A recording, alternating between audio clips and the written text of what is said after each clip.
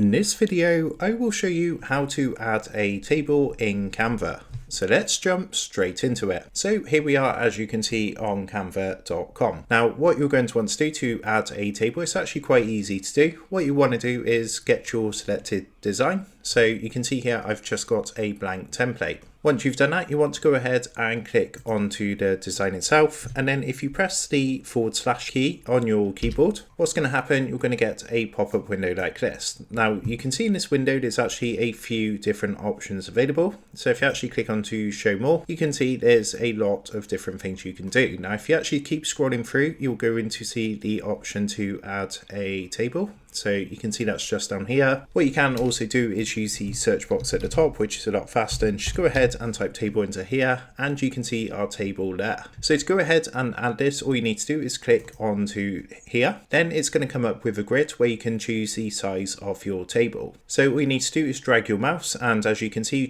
you can change how many rows and columns are on the table. So in this example, I'm just going to go for a 3x2 table, just like this. Once you've got your selected size, just go ahead and click the mouse to add this to your design. So what you can do once this has been added is you can make this bigger or smaller just by using the circles on the corners of the table. So you can just drag and resize your table. And what you can also do, if you come up to the top left hand corner, you can go ahead and change the border. So if you click onto this icon up here, and what you can do is choose which kind of border to change. So say for example, we wanted to change the inner borders. So we would click onto this one here. And what you can do, you can go ahead and change the color. So you would just click here and you would go ahead and choose your color. So say for example, we wanted to change this to like a blue sort of color. So we can go and do something like this. And what you can also do is change the style of the border. So at the moment you can see it's just a solid border. However, what you can do is choose like a dash border like this. And you can also change the weight of the border by using the bar underneath. As you can see, the dots get smaller, or we can make them bigger dashes, as you can see like I'm doing here.